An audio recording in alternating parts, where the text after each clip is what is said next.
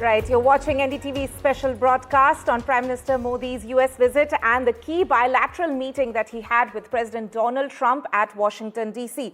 In fact, my colleague Nikunj Garg is joining me right now from D.C. Nikunj, according to you, if you can just tell our viewers, sum up for our viewers, what are some of the primary outcomes from this bilateral?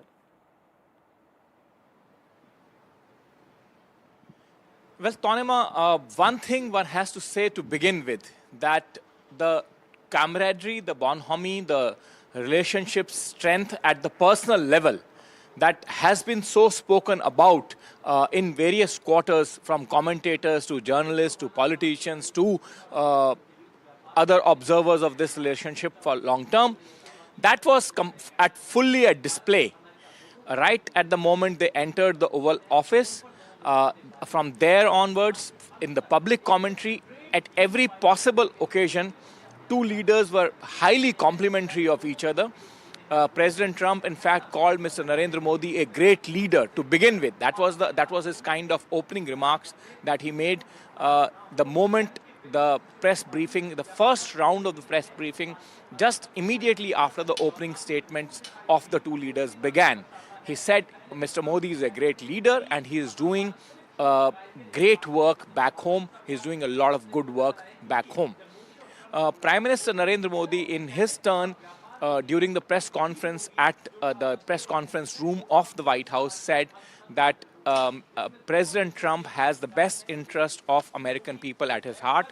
When we think of MAGA, which is Make America Great movement, Make America Great Again movement, we think of President Trump, and that is something on which, on those lines, we also wish to work back in India, and he coined a new term called MEGA. So that personal chemistry, that personal bonding, that personal bonhomie was fully and completely at display to begin with. And then my sense is, as I've been saying right from the word go, that it would be completely unfair, not just to this relationship, but to the peoples of these two countries. Remember, Indians and Americans have a natural liking for each other. I mean, 3 million, close to 3 million students in the American universities is a great proof of that. Parents feel safe in sending their children to America, and nothing can be more complimentary than that to a nation which is so far away from Indian shores. Other than that, of course, diaspora is extremely strong, one of the richest and the most influential and most well-educated group in United States. So that natural liking and that natural bonding between United States and America was also fully at display. And as I said, that it would be extremely unfair to look at these meetings only through the prism of tariffs, tariffs, and tariffs. There was too much noise about tariffs that was going on for a significant period of time just because President Trump announced certain tariffs on certain countries through executive orders. This relationship today is certainly not held hostage by any particular dimension. It is a 360-degree complete full gamut of relationship, as Foreign Secretary just now said, something on very solid ground.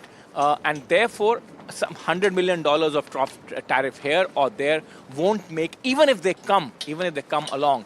Although the Foreign Secretary finally, summing it all up, said that tariffs came up very, very naturally, meaning thereby that there was no aggressive stance or the posture displayed at any stage by either the American delegation, American teams, or the President himself. So quite clearly, as I said, that this is a multifarious relationship. The entire gamut of relationship, as always, people being the centerpiece of that relationship, moved forward. There were substantive issues that were discussed. Issues related to trade deficit, of course, is an important point at this point in time of the Trump administration as it takes shape, and Mr. Donald Trump carries on from his campaign promises made to the American people. And India has said that, through our energy purchases, we have already done a purchase of nearly $15 billion of energy last year, which is in an automatic natural course set to rise up to $25 billion, which means that through the natural course of action, the trade deficit would come down.